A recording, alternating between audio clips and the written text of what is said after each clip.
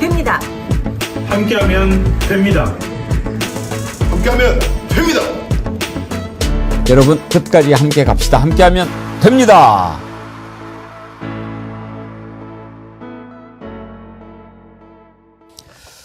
여러분 안녕하십니까? 백운기입니다. 이재명 대통령이 부동산과의 전쟁, 정확하게는 망국적 투기와의 전쟁을 선포하자 국힘당이 난리가 났습니다. 오로지 그거 하나 믿고 지방선거를 치러보려고 했는데 이것마저도 해결돼 버리면 선거는 치르나 마나일 테니 온갖 궤변과 악담을 늘어놓으면서 헛소리를 해대는데 꼭 겁먹은 개가 꼬리를 말고 왈왈 지저대는 모양새입니다. 대통령의 단호한 의지 표명을 협박이니 엄포니 말 같지도 않은 폄하를 하면서 발버둥을 치는데 그러면 묻습니다. 국힘당은 부동산 투기를 잡는데 반대합니까? 묻습니다. 국힘당은 대책이 있습니까? 이 질문에 답을 하지 못한다면 그냥 조용히 앉아서 이재명 대통령과 이 정부가 어떻게 풀어나가는지 지켜보면 될 일입니다. 코스피 5천 얘기할 때 뭐라고들 했습니까? 실력이 없으면 배우는 노력이라도 해야 할 텐데 참 딱하기 그지없습니다. 저도 아파트 부자들에게 한마디 해주고 싶습니다. 더 이상 버티지 말고 파십시오. 그렇지 않으면 크게 후회할 겁니다. 생방송 백운계 정치 1번지 출발합니다.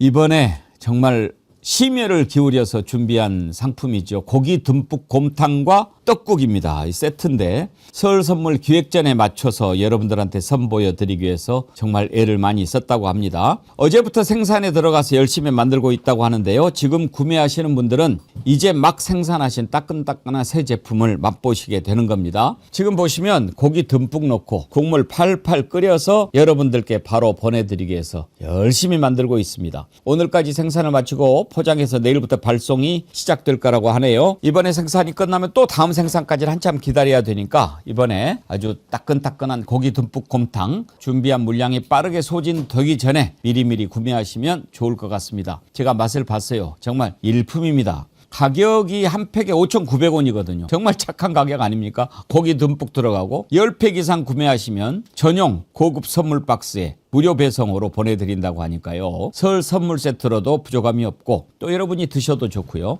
이번에 설 선물 기획전에 맞춰서 이번에는 고기곰탕 5팩 그리고 떡국떡 1.4kg 드립니다. 아주 푸짐하죠? 이런 세트로도 판매를 하니까 이번 설에 가족들과 함께 떡국 드실 때는 무조건 더나함 고기 듬뿍 곰탕 떡국 세트로 드시길 바랍니다. 정어리몰에서 심혈을 기울여서 만들었고 첫 선을 보이니까요. 많은 사랑 부탁드립니다. 예, 백운계 정치 1번지에 오신 여러분들을 환영합니다. 한 가지 공지, 양해 말씀 하나 드리고 시작하겠습니다. 최근 들어서 우리 정치 1번지 아름다운 댓글창에 조직적이고 의도적인 세력들이 들어와서 분탕질을 치면서 댓글창을 어지럽히고 있어서 어제부터는 구독 누르고 5분 이상 된 분들만 댓글을 달 수 있게 그렇게 해놨습니다.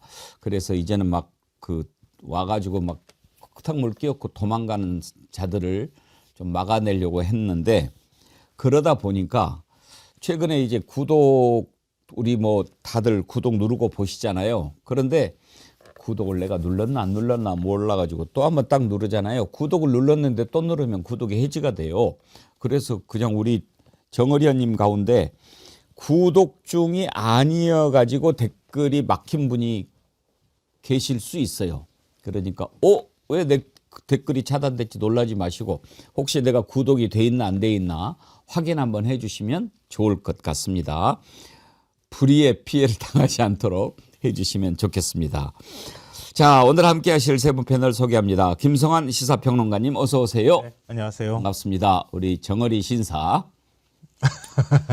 정어리 숙녀 전혜연 민주연구원 본장님 반갑습니다. 안녕하세요. 전혜연입니다. 그거 누가 해줬어요? 이거 제 동생이 예전에 만들어준 건데요. 오. 제 이름보다 제가 강원도에 갔는데 많은 분들이 저한테 백운기 그러시니까 이게 참 감사하고도 조금 민망한 일인데 백운기의 정치 1번지를 기억하시는 분들이 제 이름이 기억이 안 나니까 저를 보고 자꾸 백운기 이러시는 거예요. 근데 이 프로그램을 조금 안 보셨던 노인분들이 저한테 와서 여자인데 이름이 백운기야? 이러시더라고요. 그래서 제가 출연하는 프로그램의 앵커님 성함이 운자 기자시고 저는 전예현입니다라고 말씀을 드렸는데, 그래서 제 동생이 제발 이거 좀 하고 나가라고 해서 앵커님과 동일 인물인 줄 아는 게 감사한 일이지만 또 한편으로는 가족들의 마음을 생각해서 달고 나왔습니다. 예.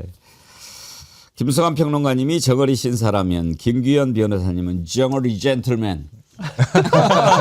반갑습니다. 김규현입니다. 예, 반갑습니다. 혹시 오늘 방송 시작하기 전에 한병도 원내대표 교섭단체 원내대표 연설 혹시 들으셨어요? 바빠서들 못 네. 들으셨어요? 끝나고 혹시 한번 들어보세요. 이야, 그렇게 안 봤는데 아주 연설 좋았어요.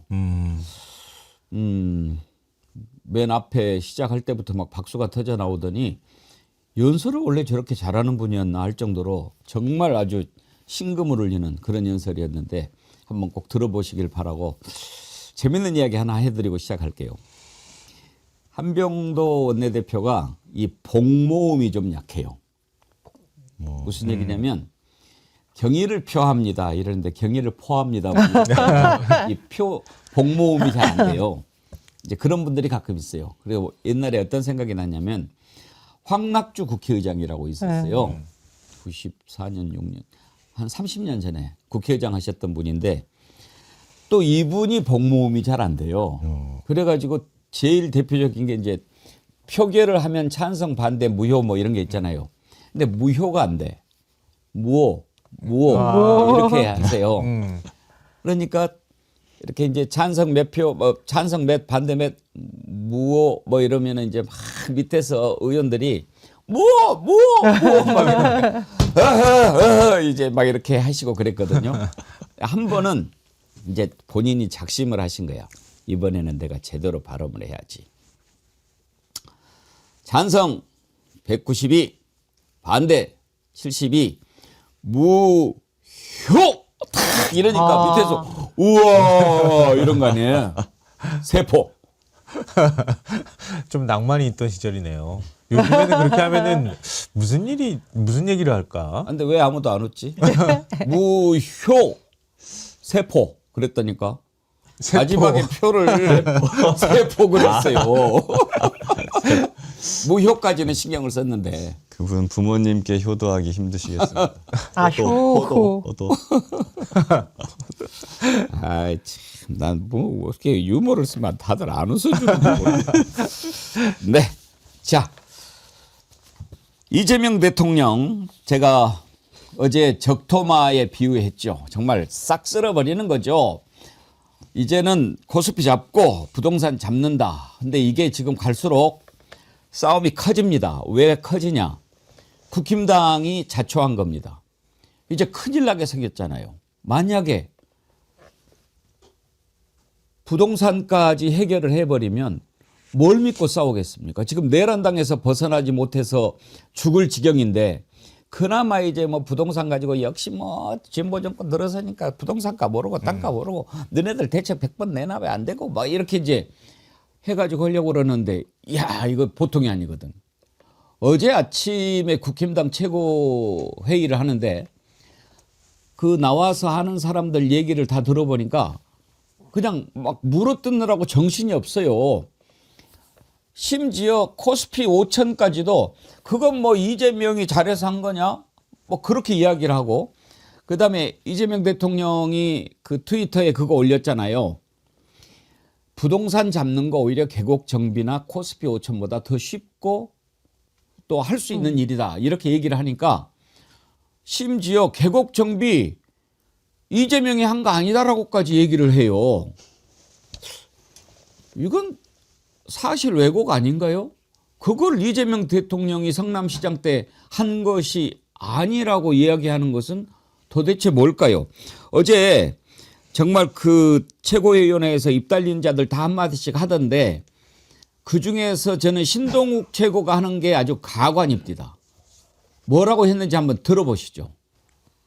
부동산 잡는 일은 남양주 계곡 정비라든지 코스피 5천보다 훨씬 쉽다 이렇게 얘기합니다. 계곡 정비가 본인이 한 겁니까? 지금 제 옆자리에 앉아 계시는 전 조광한 남양주 시장이 해놓은 것을 본인이 치적으로 가로챘다는 것은 국민들이 다 알고 있습니다. 남의 것을 가로채는 것은 굉장히 쉬운 일이죠. 부동산 문제 그렇게 간단하지 않습니다. 코스피 5천은 어떻습니까? 이게 이재명 정부가 잘해서 한 겁니까? 전 세계적으로 돈이 어마어마하게 많이 풀린 데다가 AI 반도체 특수가 생기면서 삼성전자, 하이닉스 같은 일부 대형주가 많이 오르면서 비정상적으로 지금 코스피 주가가 오르는 것입니다. 지금 국민 중에 주식해서 돈 벌었던 사람이 생각보다 많지 않습니다. 김성환 평론가님, 저자가 앵커를 했어요. 그러게요. 그러니까 저런 자가 앵커를 한 그 보도가 얼마나 엉터리였겠습니까? 윤석열 보고 범인 내려온다고 했잖아요. 그랬던 당사자예요. 그 범은 지금 어디가 있습니까? 감옥에 가 있어요.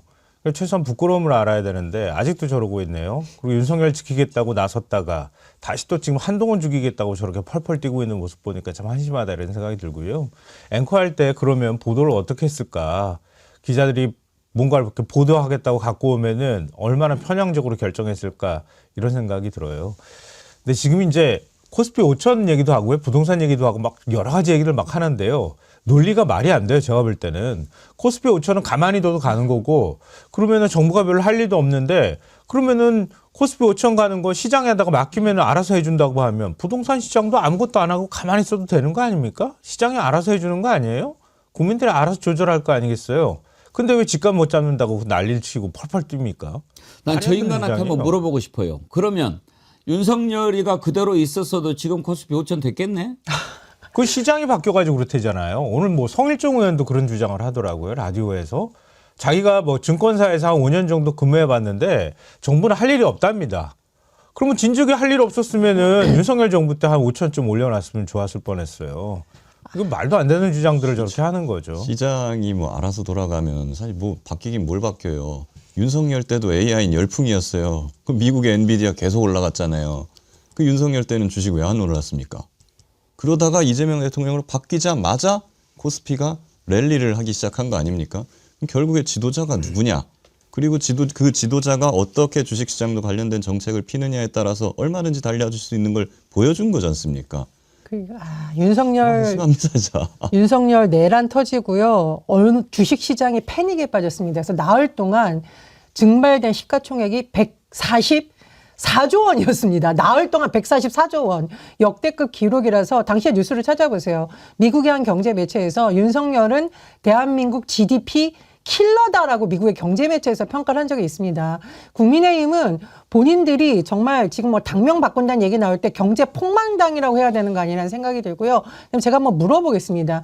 윤석열 정부 때 AI라든가 그다음에 자산 격차라든가 여러 가지 발생할 수 있는 문제에 대해서 제대로 정책이 나온 적이 있습니까? 없어요. 사실은 참 이게 역사적 불행이자 아이러니이자 결과적으로 행운으로 이어진 이 과정인데 윤석열 정부가 무너지고 이재명 정부가 늘어서는 과정에서 많은 해외 투자자들이 오히려 신뢰를 회복한 거고 엔비디아 얘기하셨는데 세계적인 투자자들이 한국을 방문해서 침 문제라든가 투자 의상을 밝히고 그다음에 에이펙을 성공적으로 했기 때문에 캐대언 신화가 다시 지역으로 이어지고 이렇게 이어지고 있는 겁니다. 그리고 불법 계곡 정비 아마 지금의 이재명을 만든 한 장면이라고 할 수 있을 겁니다.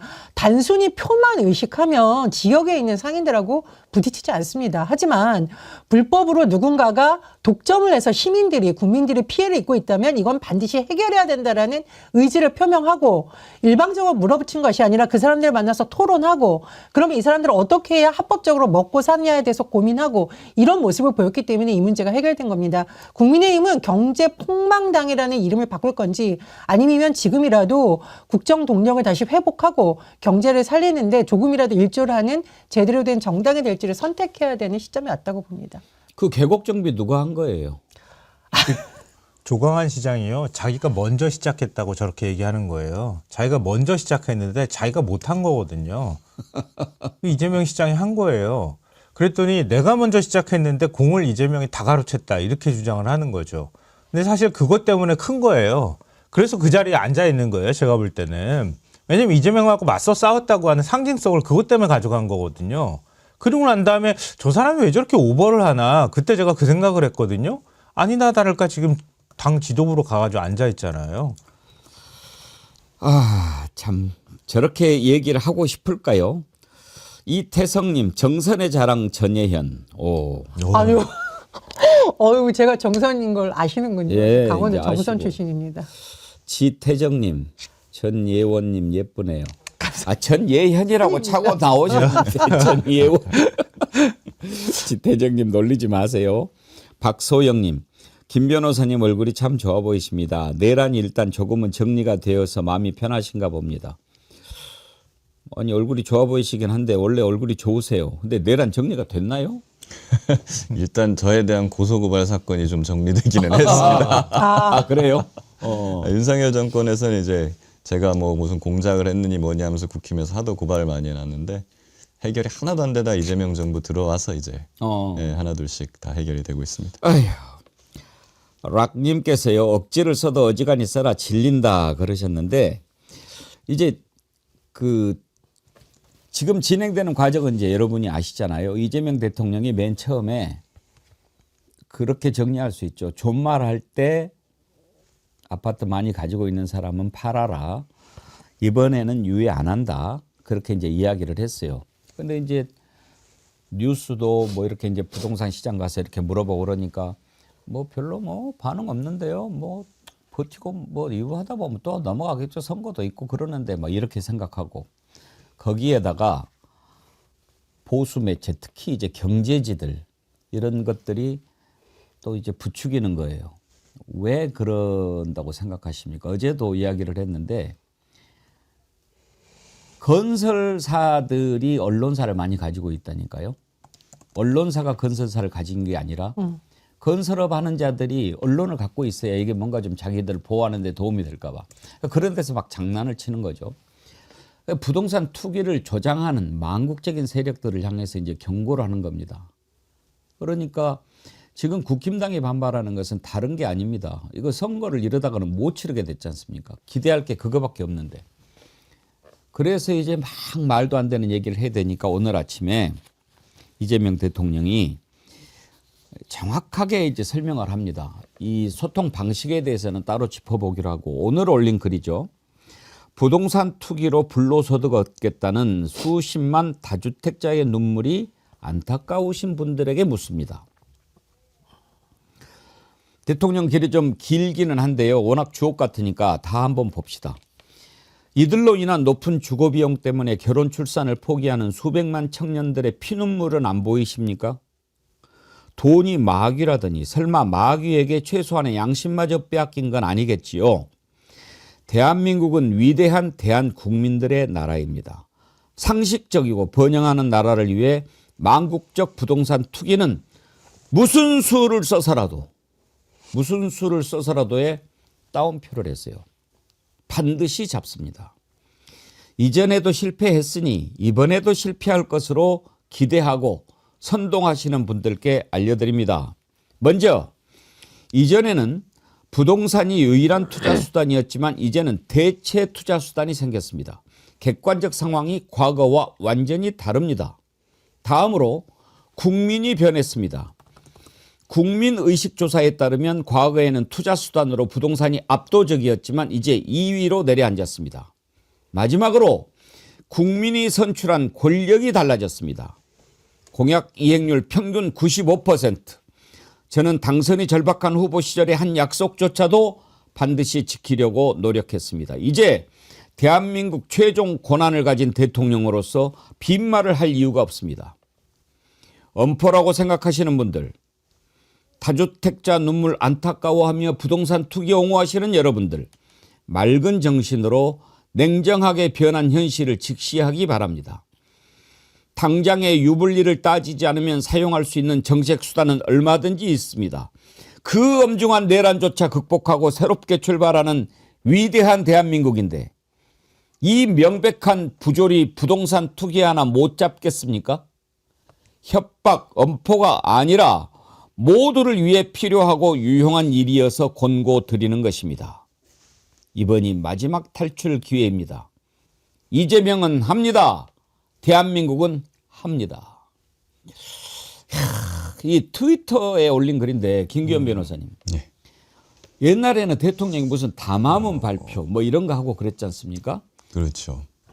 정말 얼마나 울림이 큰 이 솔직한 얘기니까 더 그렇겠죠. 저는 이걸 보면서 이재명 대통령이 뭔가 깊은 결심을 했구나라는 느낌을 받았어요. 예. 이게 다 계획이 없이 하는 사람이 아니거든요. 뭔가 이유가 있을 겁니다.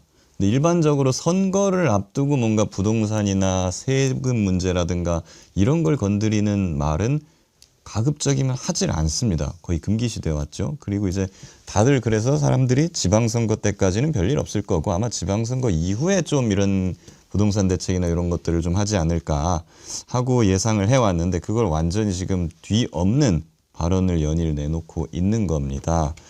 여기에 대해서는 굉장히 정치적 유불리를 포기하고서라도 부동산을 내가 잡겠다라는 단호한 모습이 지금 보여주는 것인데 이전의 대통령, 이전의 정치인들과는 완전히 차별화되는 것이고 이렇게 해서라도 부동산을 잡아버리겠다라는 모습을 국민들 앞에 보여주는 것. 그렇게 할 때 오히려 국민들이 이제 정부를 더 신뢰하고 지방선거나 이런 거에 있어서도 뭐 불리함이라든가 막 이런 것을 없다. 나 이런 거 구애하지 않는다. 이런 진실한 모습을 국민들께 보여주는 그러한 어떤 결심을 하신 게 아닌가 싶습니다. 저는 이제 선거만 연연해 하면서 막 정책이나 이런 것들을 그냥 막 조절하고 이러는 그런 과거의 정치인의 모습에서 이제 완전히 결별하시는 걸로 이렇게 보고 있습니다. 저는 국힘이 저렇게 다급해서 막 꼬리 말고 왈왈 지저대는 이유를 알 것도 같아요. 왜냐하면 저자들은 알잖아요. 이재명은 한다면 하는 것을. 그래서 더 그러는 거 아닐까요? 그럼요. 지금 떨고 있을 거예요.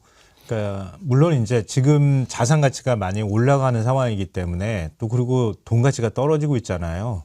그 영향도 받고 또 이전에 이제 윤석열 정부 때 주택 공급을 제대로 못했단 말이에요. 그 영향도 있고 그래서 집값이 올라가는 건 분명하고요. 그걸 이제 정부 차원에서 집값을 잡아야 될 필요성도 분명합니다. 그러니까 국민의힘이 그걸 아는 거예요. 그래서 이번 지방선거는 민생 그러니까 물가 올랐다, 부동산 집값 올랐다 이거 가지고 민주당한테 파상 공세를 펼치려고 지금 다 준비하고 막 때리고 있는데 대통령이 나서서 저런 식의 태도를 보이니까 이게 지금 공격이 잘 안 먹히는 상황이 된 거예요. 그러니까 이재명 대통령이 분명한 의지를 밝히는 것은 그거와도 연관이 있다 이렇게 봐야 될 것 같고요. 둘째로는 이전 정부 때 항상 실패했던 게 뭐냐면은 자꾸 적당히 땜질하고 넘어갔던 것 때문이었어요. 그러니까 정책의 신뢰성을 상실하다 보니까 나중에 가서 이렇게 하다가 나중에 다 망해서 나는 원상 회복되고 그리고 집 가지고 난 또 돈 벌 거야 이렇게 되는 거거든요.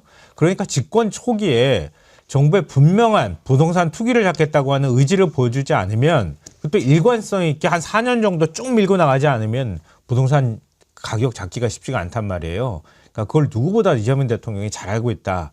그래서 그러니까 지금 지방선거를 앞두고 있지만 선거와 유불리 상관없이 이번에 양도세 중과하는 거 이것도 유예했던 거 유예하지 않고 그냥 시행한다고 하잖아요. 그걸 신호탄으로 해서 이렇게 해서도 안 된다면 부동산 대기 수요나 투기 심리를 못 잡는다면 다른 더 강력한 카드를 꺼낼 수 있다고 분명하게 경고의 신호를 주고 있다고 봅니다.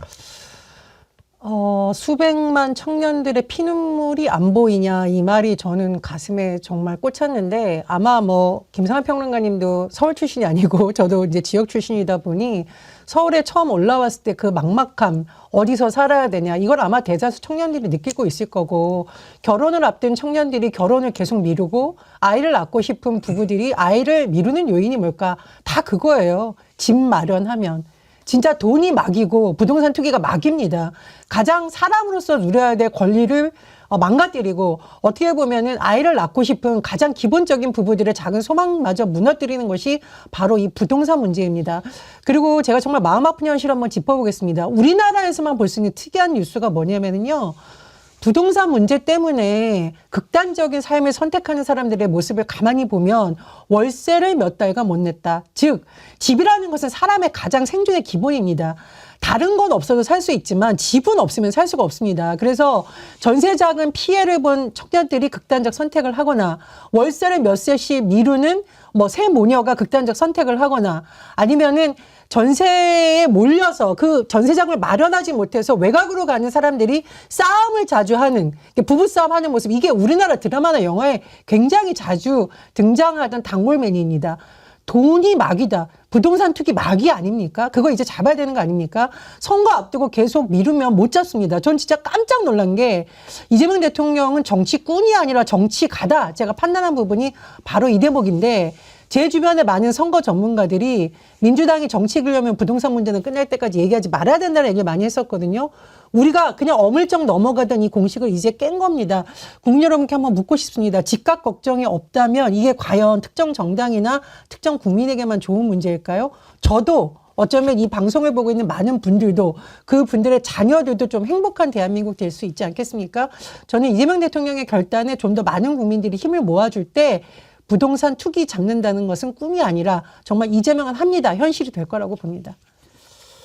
지금 이재명 대통령이 하루에 계속 몇 차례씩 지금 23일부터 1월 23일부터 이 X에만 10번째 글을 부동산 관련해서 올리는데 이런 SNS 활용이 국민과 직접 소통하는 그런 방식인데 이게 이제 뉴 노멀이 되고 있는 것 같아요. 네, 맞습니다. 그러니까 우리 재래식 사고도 이제 바꿀 때 됐어요. 예. 재래식 언론도 이제 끊어야 된다 뭐 이런 얘기들도 하지만 그러니까 SNS 소통 방식은 젊은 층한테는 이거 익숙한 거예요. 근데 지금 언론이나 정치권이나 이런 곳에서는 대통령이 가볍게 저게 뭐야. 그리고 저게 대통령이 완성된 뭔가 그림을 그리고 딱 국민들한테 제시해야지 뭔 소통한다고 뭔가 논란을 만들어 피곤해 뭐 이런 얘기 하는데요. 그건 SNS 정치 자체를 잘 모르는 거예요. 근데 시대가 많이 지났습니다. 그러니까 대통령이 그러면은 뭐든지 완성된 걸 국민한테 얘기를 해야 됩니까? 그럼 소통할 필요가 없잖아요. 국민들의 의견을 듣는 거잖아요. 그러니까 어떤 반응을 보이는지 보고 그리고 의견을 듣고 난 다음에 어떻게 입안을 할지를 결정하는 거. 이게 오히려 소통에 가깝거든요. 이건 뭐 이재명 대통령만 하는 게 아니고요. 전 세계 지금 정치인들이 다 대체적으로 하는 겁니다. 근데 우리가 약간 좀 엄숙주의 같은 데 빠져 있는 것 같아요. 저도 예전엔 약간 그런 생각들이 있었는데요. 이제는 좀 우리가 스스로 개념을 좀 바꾸면 어떨까 싶어요. 그냥 카톡 하듯이 국민들하고 자연스럽게 대화하고 소통하고 뭐 우리 설탕스 얘기 나왔던 것처럼 어떻게 생각하시나요? 이렇게 물어봤더니 막 거기에 대해서 논쟁하잖아요. 그러고 난 다음에 하나하나씩 정리해 나가는 작업을 해도 되는 거거든요. 이재명 대통령이 청년들의 피눈물 그리고 뭐 이런 얘기들을 할 때 부동산 얘기할 때 저는 왜 저 글이 저렇게 울림이 강한가? 본인이 직접 겪어봐서 그런 게 아닌가 싶어요. 청년들의 피눈물. 이재명 대통령은 어느 누구보다도 직접 겪어봤지 않습니까? 집 없는 서름. 그 판자촌에서 살았을 때 어땠겠습니까?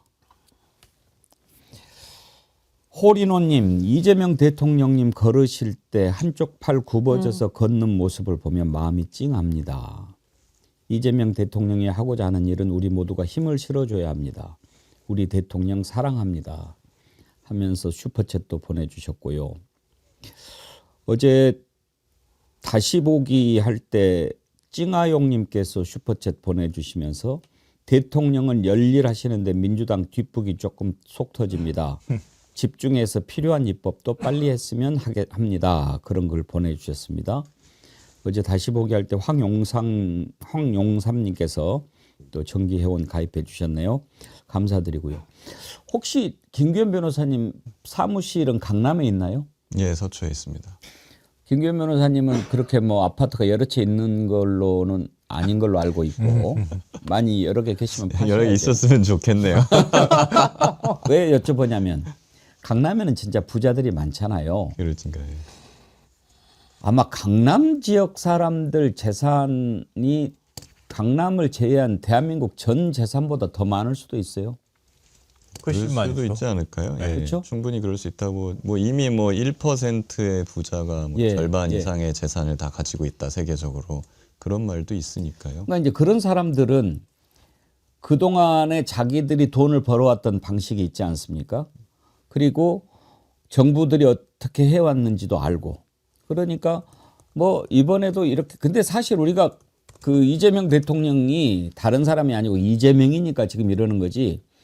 그 전에 여러 번 정부가 이렇게 한다라고 해서 따라갔다가 속았던 경험이 있기 때문에 이번에도 그러지 않을까 하는 생각이 있는 것은 이해가 되는데 잘못된 것을 바로 잡자고 하는 거지 않습니까? 그리고 이재명이잖아요. 그러면 이번에는 강남도 좀 움직이지 않을까 싶은데 어떨까요? 뭐 한번 봐야 될 것 같습니다. 지금 둘로 나뉘는 것 같아요. 이번에도 실패할 거다. 그냥 안 팔고 나는 버틸 거다라는 사람들하고 이번에는 뭔가 좀 제대로 뭐 때릴 것 같은데 불안하니까 좀 이제 하나만 놔두고 다 팔아야 되는 거 아니야? 이런 사람들이 지금 반으로 나뉘는 것 같은데 근데 그 중에서 좀 이제 팔 유인이 많이 생긴 게 코스피가 이제 5,000대고 주식시장으로 돈이 많이 몰리면서 이 사람들이 집을 팔아가지고 딴 데 투자해갖고 돈을 벌 수 있다라는 어떤 활로가 생긴 것 같아요. 동시에 그 이재명 대통령은 그런 망국적 부동산 투기 이런 거를 굉장히 세게 비판을 하면서도 이 사람들이 그 집을 팔아가지고 갈 수 있는 주식시장이라든가 이런 대한투자처까지 만들어 놓은 퇴로를 주고 지금 이렇게 하는 거거든요. 그래 굉장히 이건 현명한 정책이라고 저는 생각을 합니다.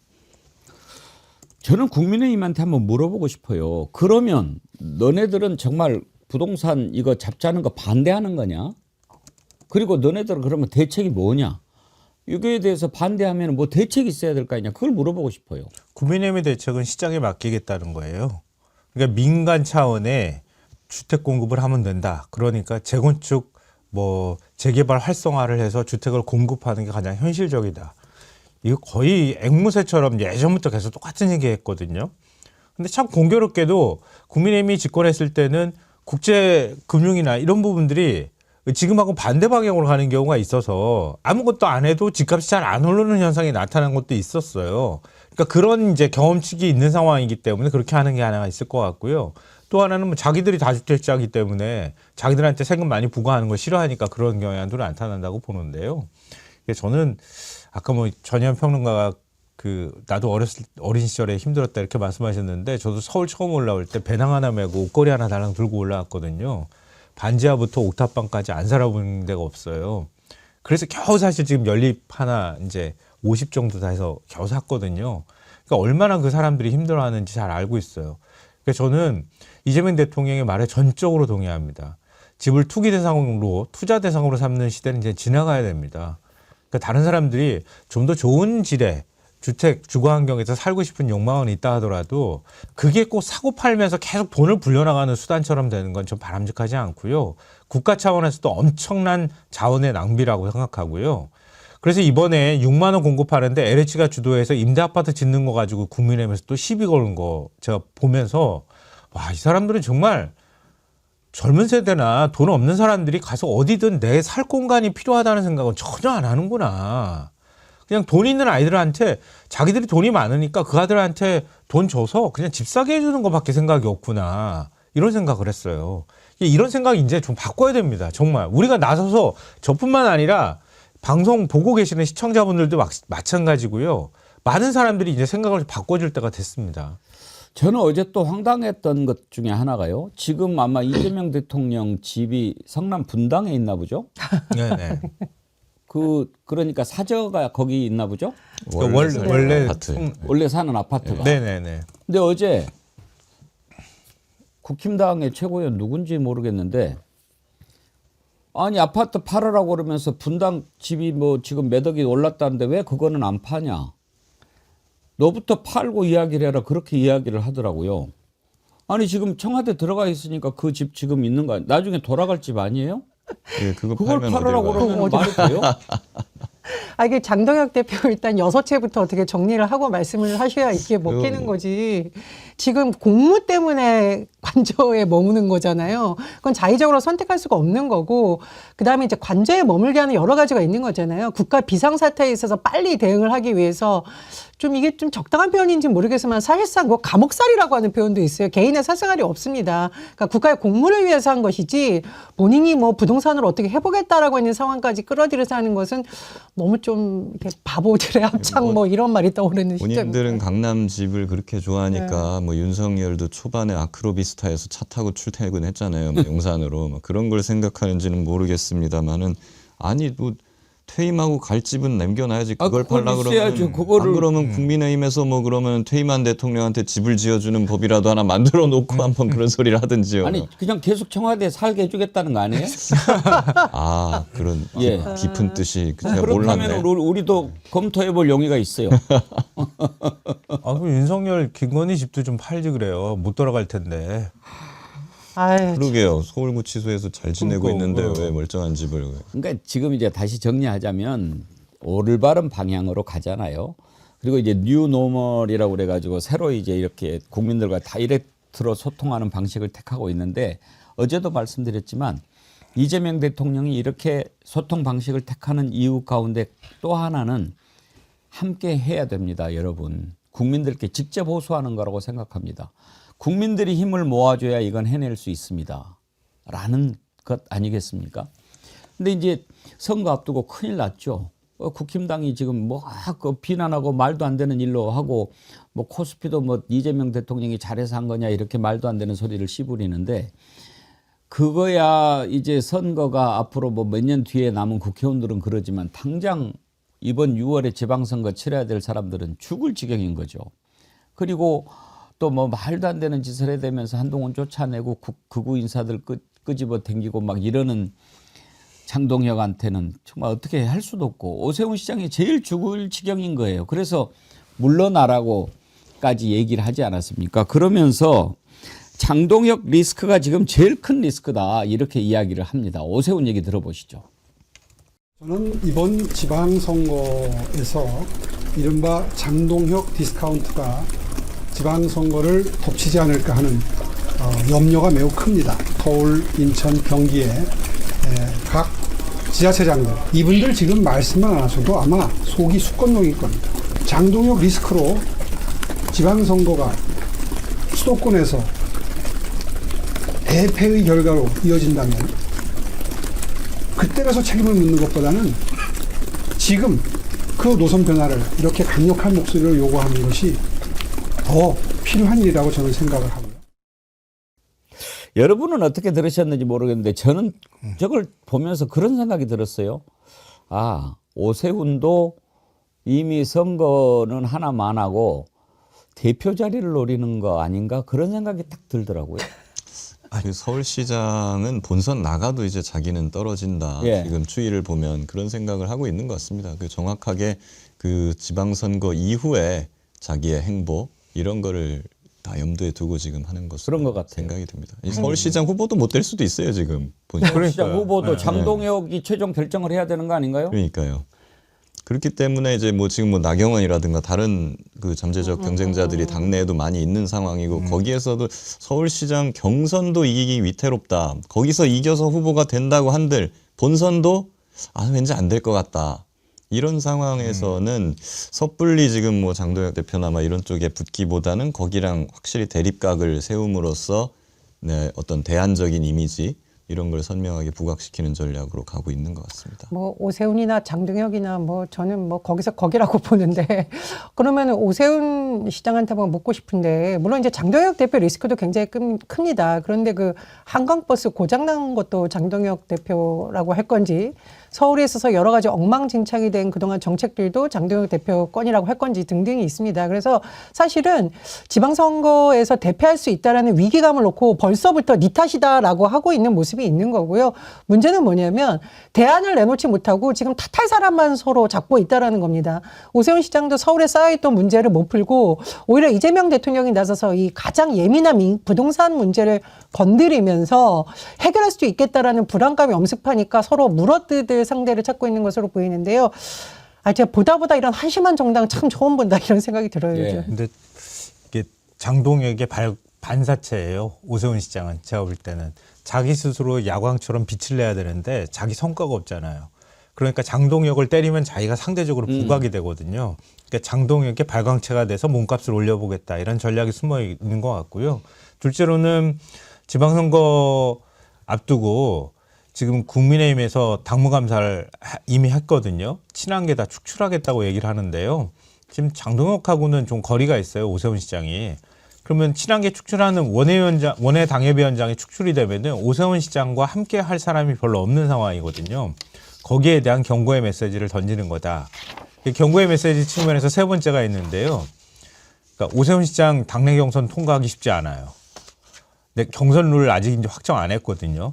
5대5로 하고 지역별로 달리 가지고 가겠다고 하는데 장동혁 대표 맘먹기에 따라서 당원 70% 하면은 오세훈 시장은 절대 서울시장 선거 국민의힘은 못 나갑니다.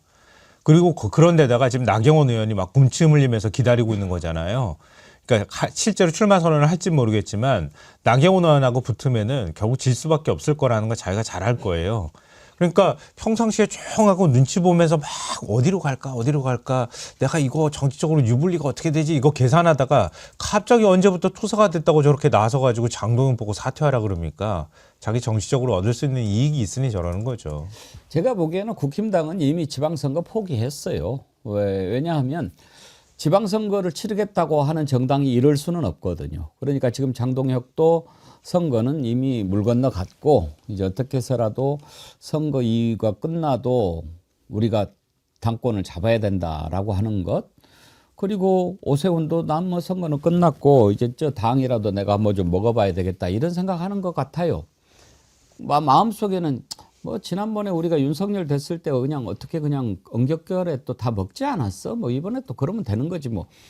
패배주의라는 게 그런 겁니다. 이렇게 무서운 거예요. 뭘 해볼 생각이 안 드는 거예요. 그렇지 않고는 그런 일을 할 수가 없죠. 아니 어떻게 국힘당의 최고위원이라고 하는 자가 극우 보수 유튜버를 찾아가서 입당원서 이렇게 받아옵니까?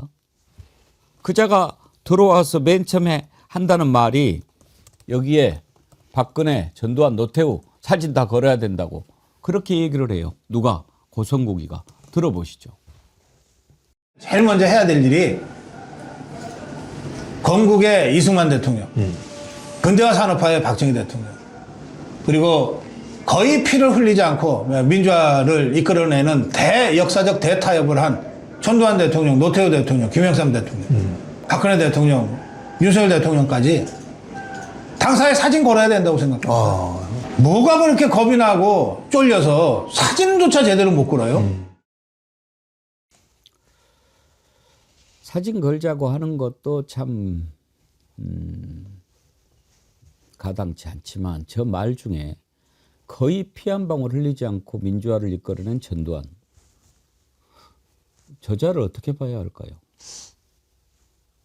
누구랑 착각을 하고 있는 거 아닌가요 지금?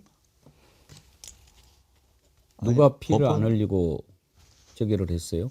아니 5.18, 12.12는 쿠데타고 거기서 지금 적어도 수천 명의 시민들이 희생되었다는 거는 교과서에도 나오고 대법원 판결에 의해서도 지금 다 인정되는 사실이지 않습니까? 그것이 군사 반란이고 내란이었다는 거는 온 세상이 다 알고 있는 것인데 그걸 일으킨 전두환을 보면서 피를 흘리지 않았다. 명백하게 가짜 뉴스를 유포하는 거 아닌가 싶은 생각이 들고 그런 사람의 사진을 당사에 걸어야 된다 라고까지 주장하는 걸 보면은 뭐 이제 거의 국힘은 이제 구제불능 수준으로 갔구나. 저자도 당을 먹으려고 하는 건가요? 그런 얘기들 많이 하는데요. 뭐 국민의힘에서는 아니라는 식으로 얘기를 하는데 지금 구독자 수가 100만이 훨씬 넘어가거든요. 그러니까 국민의힘의 당원들한테 영향력이 크겠죠. 그러니까 아마 암암리에 뒤로 뭐 고성국 씨한테 이런저런 얘기도 하고 하고 있을 거라고 봐요. 저는 장동혁 대표하고 뭐 친하지는 않는다 자기들이 얘기하고 있지만 자기들끼리는 그런 방식의 소통이 있을 거라고 보는데요. 그러니까 저는 저 얘기 들으면서 국민의힘의 뿌리는 반국가 정당이다. 그러니까 반민중, 반국민 정당이다. 이런 생각을 안 할 수밖에 없는 게 하지 않을 수 없는 게 이승만도 유혈 진압한 사람이에요. 대통령 때 그때 살구혁명 일어났잖아요. 뭐 그렇지 않습니까? 자기 전국에다가 자기 동상 세워놓고 독재를 꿈꾸고 실제 독재했던 사람입니다. 공국의 아버지라고 그래요. 사진을 안 걸겠습니까? 근데 이승만 걸어놨잖아요. 걸어놓고 난 다음에 그 다음에 걸 사람이 없는 거야. 당에 뿌리가 없는 거예요 지금. 그러니까 이참에 그냥 다 걸어버리자 뭐 이렇게 얘기하는 것 같아요. 그래서 하다못해 윤석열 사진도 걸겠다는 거 아닙니까? 제정신 아니에요. 걸어라 그래. 네? 사진 없으면 내가 하나 보내주지. 그 일본에서 전범들이 야스쿠니 막 합사시키잖아요. 거기에다 가끔 가다가 한국인 출신인데도 막 거기 합사시키고 막 그러는 걸 보지 않습니까? 약간 그런 걸 보는 것 같아요. 생각해 보세요. 잘 생각해 보면 박정희는요 이승만을 싫어했습니다. 자꾸 지우려고 그랬어요. 근데 그 둘을 같이 건다고? 그리고 김영삼 대통령, 전두환 엄청나게 싫어하지 않습니까? 그것도 같이 건다고요? 이건 무슨 생각인지 모르겠어요 지금. 근데 뭐 일단 전략적으로 보면 잘하고 있는 것 같긴 한데. 네. 아니 근데 저런 사고방식이 이번 내란을 일으킨 원인이 된다는 거예요. 우리는 어떻게 돼도 권력을 잡으면 다 용서받을 수 있어라고 하는 사고방식이 어느새 국민의힘과 이 보수 진영 안에 싹트고 있다는 거예요. 그러니까 이번에 내란을 일으켰는데도 불구하고 그 내란을 일으킨 자를 지키겠다고 가가지고 그 난리를 치는 거 아닙니까? 그리고 그게 뭐가 어때서 독재해도 되지 이렇게 얘기하는 사고방식을 갖고 있는 사람이 15에서 20% 가까이 되고 대부분 다 국민의힘에 몰려있다는 거 아닙니까? 그 국민의힘에서 김종인 비대위원장이 광주 찾아가서 무릎을 꿇었던 기억이 나는데요. 저는 그때도 사실은 반신반의라고 했습니다. 왜냐하면 이게 호남의 표를 잡기 위한 이벤트에 그쳐서는 안 되고 이거를 강령이라던가 또는 당의 어떤 제도적인 시스템으로 만들지 않으면은 전두환 찬양 세력과 5.18 모욕 세력이 또 나올 수 있다라고 의심을 했는데 그런 일이 자꾸 반복되는 것 같아서 너무 참 안타까고 화가 납니다. 사실 국민의힘의 장동혁 대표 체제에서 가장 먼저 징계해야 될 사람은 고성국 당원 아닙니까? 어떻게 전두환 사진을 걸자라는 말을 합니까? 내란범에 대해서 사진을 걸어놓고 지금 내란범 찬양하는 정당이 되겠다는 건가요? 아예 이참에 그런 범죄 판결을 받은 이명박 사진도 다 걸죠, 왜? 그래서 우리는 앞으로 내란 옹호당이 되겠다, 내란 찬양당이 되겠다, 노골적으로 하든가. 도대체 장동혁 대표가 말 따로 행동 따로 뭐 따로 국밥당입니까? 저는 이 부분에 대해서 국민의힘 내부에서 이게 어물쩍 넘어가면은 앞으로 정말 이 부분은 역사적 기록에 남을 것이고요. 지방선거뿐만 아니라 앞으로 모든 선거에서 이 말을 갖고 국민들이 심판해야 된다고 생각이 듭니다. 부산이 대인님, 선구가 전두환 이승만은 국민의 총을 쏜 유이한 대통령이라 XX야 그러셨는데 그렇죠? 그걸 걸으라고? 국민의 총을 쏜 이승만, 전두환, 국민의 총을 겨눈 자 지금 감옥에 들어가 있지요. 녹수님, 걸어라 걸어. 목에다 명패 목줄하고 버스 타고 전철 타고 다녀라. 그렇게 걸어라고 하니까 오늘 한병도 원내대표가 교섭단체 대표연설에서 아주 재미있는 표현하더라고요. 그렇게 걸면 너네 당사는 내란범 갤러리 되는 거 아니냐 그러던데 아주 참 한번 들어보시죠. 국민의힘에 엄중히 묻습니다. 계엄 사과는 진짜 사과입니까? 거짓 사과입니까? 겉으로는 고개 숙이면서 뒤로는 5.18을 모독하고 전두환을 찬양하는 구구 인사를 지도부가 친히 나서서 입당시켰습니다. 전두환을 피 흘리지 않고 민주화를 이끈 사람이라며 당사의 윤석열 사진과 함께 걸자는 역대급 망언이 입당 첫 일성이었습니다. 이러면 국민의힘 당사는 내란범 갤러리가 되는 것 아닙니까? 내란범 갤러리 참 재미있는 표현이었어요. 자, 저렇게 지금 망하는 길로 푹푹 들어가고 있는 국힘당입니다. 참 뭐 되는 집 안 되는 집 우리가 얘기하는데 지금은 별수를 써도 안 되죠. 뭐 용을 써도 안 되는 거죠. 왜? 뭘 바꿀래야 바꿀 수가 없으니까요. 바꾸려고 해도 목표가 있어야 되죠. 뭘 바꾸겠다는 겁니까? 지금 뭐 이제 또 전환길도 돌아왔다라고 하는데 고성국, 전환길, 전광훈 뭐 이런 자들이 그 당을 차지한다. 저는요 그거 한편으로는 그래라. 그렇게 하고 싶은데 그러면은 나라가 불행해지죠. 보수 정당이 있어야죠. 그러니까 차라리 그런 당을 하나 저기 만들어 가지고 어디 소각장 옆에다가 하나 두고 저기는 좀 지켜야 되는 거 아닌가 그런 안타까운 마음이 있어요. 다음으로 넘어가죠. 그 김건희가요. 그러니까 이제 김건희 변호인들이 뭐 했다고 하는데 김건희가 한 거죠. 말도 안 되는 판결로 1년 8개월 받았잖아요. 그런데 이것도 많다고 항소를 했다는 거 아닙니까? 그러면서 그 목걸이 뭐죠 이름이? 반클리프 아펠인가요? 네. 그라프. 그라프. 이번에 그라프. 판결은 그라프. 예. 그거는 안 받았다. 그리고 샤넬도 하나는 뭐 받은 거고 하나는 안 받았다. 그러니까 샤넬 값만큼만 형을 때려야 된다. 이렇게 지금 주장을 했다는 거 아닙니까? 아니 그것도 대가성이 없는 거였으니 다 무죄 선고해야 한다 이렇게 주장을 하는 건데요. 그거 들으면서 우인성 판사 판결에 용기를 얻었구나 그 생각했어요. 그러니까 그 판결하면서 이랬어요. 청탁 내용에 비해 수수된 금액의 가액이 너무 작아 대가 관계가 존재한다고 볼 수 없다 이렇게 얘기를 했거든요. 김건희가 똑같은 논리로 통일교 청탁이 가방 하나로 될 일이 아니야 이렇게 얘기를 했어요. 그러니까 통일교에서 청탁할 때 뭐 예를 들면 뭐 아프리카나 이런 데 ODA 작업 늘려주세요. 뭐 UN 제530 만들어주세요. 뭐 이런 식의 얘기였거든요.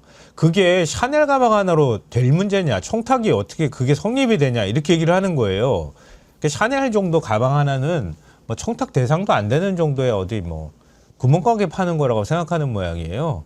그러니까 우인성 판사가 제공했던 논리 그대로 지금 얘기하면서 샤넬은 대가 관계가 존재하지 않는 거고 지금 그라프 목걸이는 아예 안 받았고 그리고 주식 투자한 거는 그러니까 주가 조작한 거는 그건 공소시효 다 지나고 그럼 뭐 다 이번에 무죄 판결 났고 그리고 명태균은 계약서도 안 써서 그냥 무죄라고 하고 그럼 나는 아무 죄가 없네?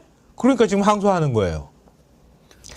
이게 잘못된 판결이요. 그 범죄자들에게 용기를 심어준다라는 말이 저는 이런 걸 딱 생각이 나게 되거든요. 그러니까 본인이 죄를 저질렀지만 판결이 가볍게 나오면 오히려 범죄자들이 의기양양해서 더 활개를 치는 경우가 있습니다.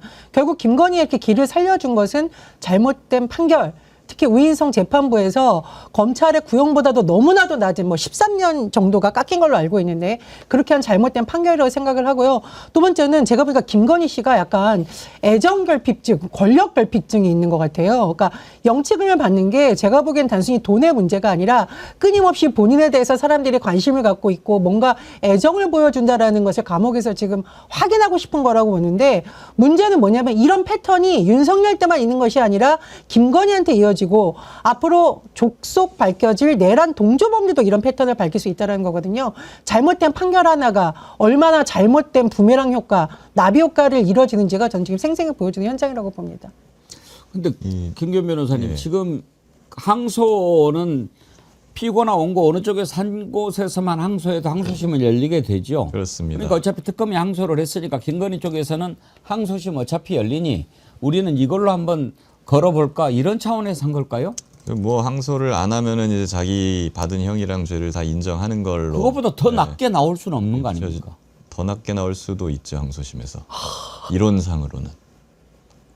뭐 무죄가 나올 수도 있는 거니까 이론적으로는. 우인석 말고 좌인석 만나면 이제 더 그러게요. 그런데 저는 이제 1심 판결 자체가 굉장히 법리적으로 무리하고 말도 안 되는 내용들이 많았기 때문에요. 이거는 뭐 납득할 수가 없는 판결이고 2심에 가면 자연스럽게 저는 이거는 바로 잡힐 거라고 저는 보고 있습니다. 근데 다만 이제 김건희 쪽의 지금 대응 방식이 너무 그냥 시정잡배 잡범들이 하는 대응이거든요. 내가 뭘 그렇게 잘못했냐? 난 잘못이 없다. 죄 없어. 난 안 했어. 이런 식으로 하는 건데 보통 이런 친구들한테는 굳이 관심을 줄 필요가 없습니다. 네. 그 뭐 그런 광인이나 이런 사람들한테 보통 써있잖아요. 이렇게 먹이를 주지 마시오. 막 그렇게 나오는데 먹이를 안 줘야 되는데 우인성 재판장이 너무 큰 먹이를 준 거예요 지금. 그러니까 이 사람들이 좀 기세등등하게 다시 팔팔하게 살아나가지고 막 여기저기 어그로를 끌면서 막 얘기를 하고 있습니다만은 뭐 2심에서 바로 잡힐이라고 보고 굳이 우리까지 거기에 뭐 먹이를 주면서 이렇게 할 필요는 없겠다. 예, 그냥 차분히 기다리시면은 좋은 결과가 있을 것이다. 이렇게 말씀드리고 싶습니다. 그러고 보니까 김건희 선고 이후에 김기현 변호사님 처음 뵙네? 수요일 날 선고를 했 지난주 수요일 날. 네, 그러니까 맞습니다. 지금 제가 김기현 변호사님 이렇게 뵙고 나 김기현 변호사님한테 그 선고와 관련된 얘기를 들어본 기억이 없는데 보니까 딱 일주일 된 거예요. 네. 저는 그 판결문을 그때 받아서 보면서 그런 생각을 했어요. 저도 사실 이제 변호사고 하다 보면 이제 피해자도 대리하고 뭐 피고인도 변호를 하지 않습니까? 와, 내가 하는 사건에서 이런 판사를 못 만났을까? 진짜 변호사가 주장하는 대로 다 들어주네. 네. 네, 그런 생각을 많이 했습니다. 그렇게 판단하는, 그러니까 우리가 상식적으로 이번에 특검도 이제 항소하면서 상식이라는 말을 여러 번 썼다고 하는데 우리가 생각하기에 상식적으로 납득이 안 되고 이해가 안 되는 판결을 할 때는 이유가 있을 거 아닙니까? 되게 어떤 이유들입니까? 그걸 잘 모르겠어요. 왜 그러냐면 지금과 같은 무리한 판결을 해봤자 2심에서 이건 깨질 거란 말입니다. 그러니까 지금 뭐 자기가 용 써가지고 1심 판결을 무리하게 내릴 이유도 없어 보이고 상식적으로. 그리고 뭐 자기가 아무리 뭐 여기서 뭐 정치를 하려고 그러나 그런 것 같지는 않아 보여요 또. 예. 예. 그러니까 어떤 이렇게 판결을 한다고 했을 때 우인성 판사한테 어떤 이익이 있길래 이러는 것일까? 없어요. 제가 아무리 생각을 해봐도. 그렇기 때문에 제가 내린 결론은 이분이 이제 뭐 눈앞에 어떤 이익이나 이런 걸 위해 가지고 했다기보다는 저의 생각은 판사들 중에 그런 사람들이 있습니다. 그냥 뭔가 공부를 오래 하시고 격리돼 가지고 생활을 하다 보니까 이 무지몽매한 대중들아, 너희들과 나는 다르다.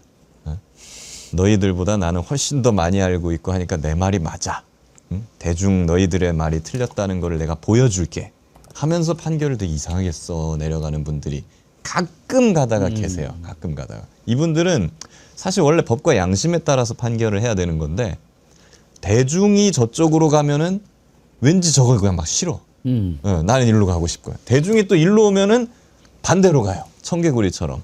그런 분들이 가끔 계신데 그런 어떠한 심리가 좀 작용한 것인가 하는 생각이 들더라고요. 판결 시작 전에 뭐 무슨 이상한 뭐 인두비오 프로레움 하면서 뭐 어려운 말을 막 써내려가면서 자기를 변명하는 말을 먼저 하고 나서 판결을 시작하지 않았습니까?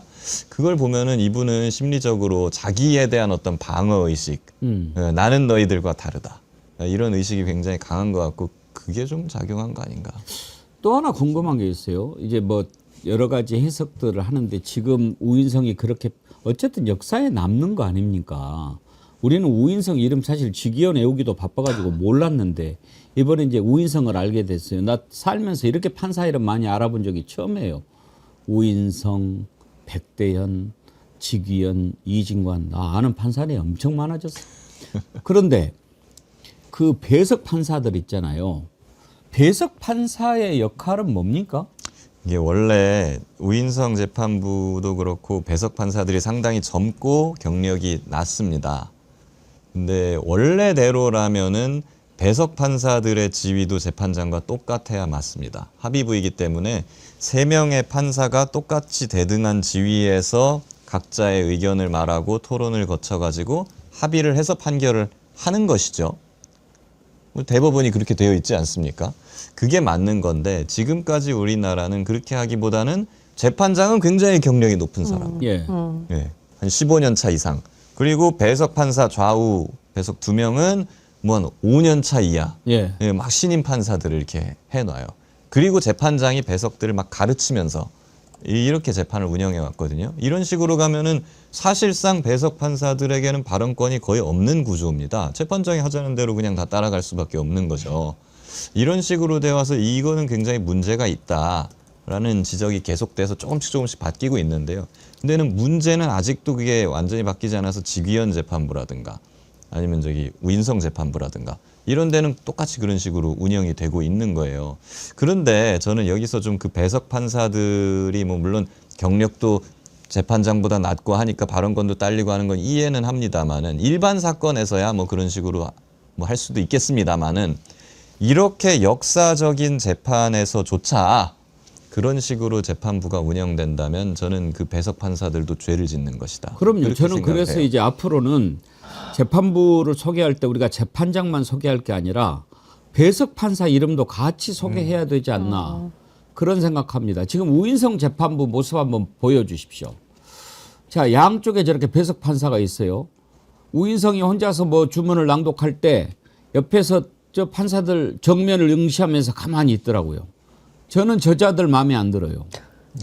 명색이 판사가 됐지 않습니까? 그러면 아무리 주심 판사고 재판장이고 선배고 그렇더라도 이렇게 역사적인 판결에서 이렇게 말도 안 되는 상식적인 판결을 하면 적어도 저런 판결할 때 너네들은 내가 시키는 대로 하면 돼라고 하지만 가치는 한번 읽어보지 않을까요? 그렇죠. 그러겠죠? 아, 이거 심지어 쓸 거예요, 그걸. 그러면 네. 네가 써라. 그러면 예의 자식들 정말 그러면 안 되지. 재판장 이것도 판결문이라고 쓴 거야? 나 너 배석 판사 못해. 나 그만둘 거야. 나와야 되는 거 아닙니까? 앞으로는 배석 판사들 이름 우리가 밝혀야 되겠어요. 아, 그럼요. 그리고 최소한 이런 역사적인 재판이라면 아무리 배석 판사라 하더라도 법적으로는 동등한 권한을 갖고 있는 겁니다.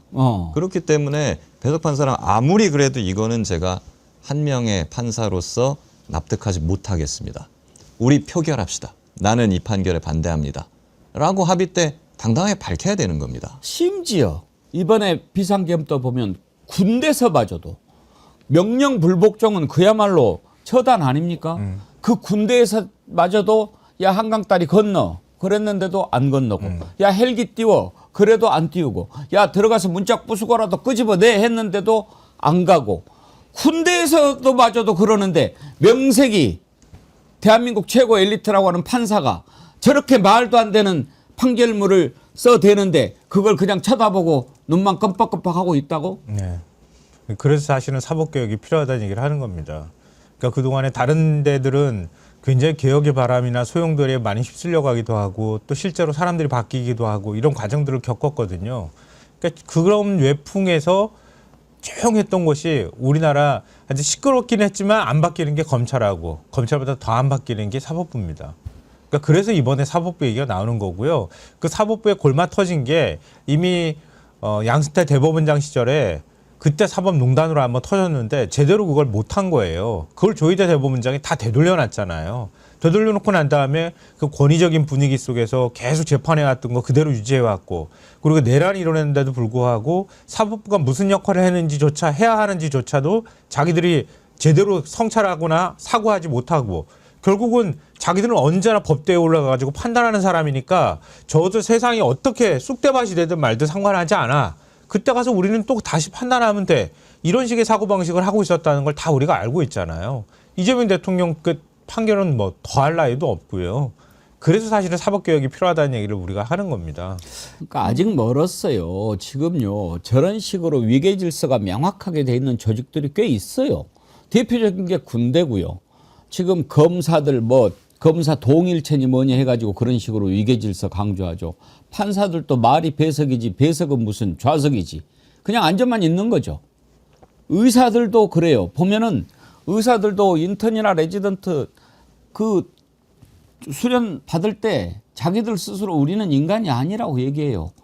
그야말로 그냥 당당 멀었죠. 옛날에는 기자들도 그랬어요. 까라면 까였어요. 근데 기자들은 이제 많이 달라졌어요. 어느 정도까지 달라졌냐면 심지어 대체로 이제 장인식 그런 도제식으로 훈련을 하는 기관들이 그런 식의 위계 질서를 많이 강조하죠. 왜냐하면 정확한 정답이 없는 곳일수록 도제식 훈련이 필요한 겁니다. 1+1은 2가 딱 되는 곳에서는 그럴 필요 없는 거죠. 그런데 1+1이 3이 될 수도 있고 0이 될 수도 있는 그런 구조 속에서는 뭔가 도제식 훈련이 필요하니까. 근데 기자들은 이제 이렇게 가르쳐 주면 옛날에는 뭐 그냥 그게 선배가 옳다고 갔는데 요즘에는 달라졌어요. 저는 그렇게 생각 안 합니다. 뭐 이렇게 이야기해요. 심지어 위에서 이렇게 고쳐주는데도 저는 그렇게 할 수 없습니다. 라고 이야기를 하는 기자들이 요즘은 많아요. 완전히 달라졌어요. 그런데 명색이 판사 되려면 쉽습니까? 그런 자부심 어디다가 팔아치우고 그 배석 거기 자리 지키려고 그 자리에 앉아 있단 말이에요. 부끄럽지 않나요? 명예욕과 권력욕 때문에 그래요. 그 자리까지 올라갔는데 그러면 처음에 검사가 될 때나 판사가 될 때는 내가 이제 이 국민이 주신 권한을 써가지고 내가 정의를 한번 바로 세워보겠다는 생각은 다 합니다. 근데 또 한편 누가 와서 그래요. 야, 네가 어떻게 여기까지 왔는데 검사장 안 될 거야? 나중에 법원장 안 될 거야? 그러려면은 대법관님들, 재판장님들한테 잘 보여야지 또 이렇게 와서 소곤소곤 됩니다. 그렇기 때문에 역설적으로 위의 말을 제일 잘 듣는 뭐 소위 말하는 우리나라에서 그 의전이나 뭐 이런 비비기 이런 거 제일 잘하는 조직이 법원과 검찰이 돼버린 거예요 지금. 근데 그게 부끄러운 거죠. 예를 들어서 그런 유혹이 누군들 없겠습니까? 그런데 박정훈 대령은 그렇지 않았겠어요? 야야야, 저기서 자식아, 그렇게 할 때 그래 나 뭐 정년도 얼마 안 남았고 만약에 그렇게 했더라면 그 억울한 죽음이 밝혀질 수 있겠습니까? 뭐 사실 나는 그것을 뭐 응당한 보상이라고 생각하고 이것 자체를 얘기하는 게 박정훈 대령 그 좀 먹칠을 하는 거라서 조심스러울 별 달았잖아요. 근데 기쁜 일이잖아요. 솔직히 박정훈 대령은 입이 대령이 붙어가지고 죄송합니다 준장인데 그냥 그 해병대 수사단장으로 그냥 정년까지 채우고 예편한다면 별을 달 수는 없는 그 직제죠 거기는. 뭐 그렇죠. 일반적으로 대령이 예. 끝이죠. 해병대는 법무감이 따로 없죠. 없습니다. 해병대 군사경찰에서 제일 높은 직위가 해병대 수사단장이고요. 예. 박정훈 대령이 하고 있었던 거기가 그 최고였잖아요. 직위. 예. 그런데 그렇게 의롭게 버텼기 때문에 이제 국방부 조사단장 가가지고 별도 달게 되고. 근데 뭐 그런 것이 대단한 것이 아니라 그거를 지켰잖아요. 그 박정훈 장군인들 그때 회유나 협박이나 뭐 이런 게 없었겠습니까? 아유, 엄청났죠. 저는 말씀하시죠. 네.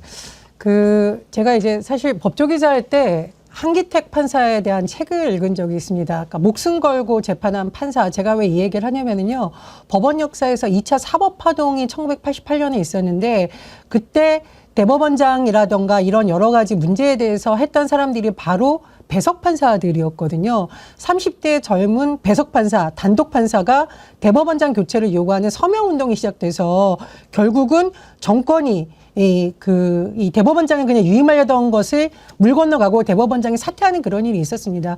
정말 목숨 걸고 법관은 어떠해야 되며 법과 양심에 따라서 재판을 하기 위해서는 어떤 것을 해야 되는 것을 그냥 가만히 앉아가지고 나는 판결문 잘 쓰면 돼 이런 것이 아니라 시대의 요구에 분명히 부응했던 배석 판사들도 있었다는 겁니다. 근데 지금 사법부가 보여주는 모습은 국민들에게 오히려 조롱거리가 되고 있는 거잖아요. 말 그대로 판사라는 내 직업만 잘 지키면 돼. 월급 꼬박꼬박 받고 국민들 위해 군림하는 법 귀족이라는 말까지 나오는 시대가 있어서 지금 이제 앵커님이 짚어주셨는데 사실 군 하면은 박정훈이라는 사람이 있었고 또 그 박정훈을 많이 응원했던 해병대에서 물러났던 그 퇴역 전후의 분들도 있었고 또 그 사람들을 응원하는 변호사들도 있었는데 왜 법원 내에선 이런 움직임이 없냐는 거죠. 그래서 사법개혁이 필요성이 오히려 최근에 이제 김건희라든가 내란과 관련된 재판을 통해서 오히려 좀 더 국민들에게 인식이 된 게 아닌가 생각이 듭니다.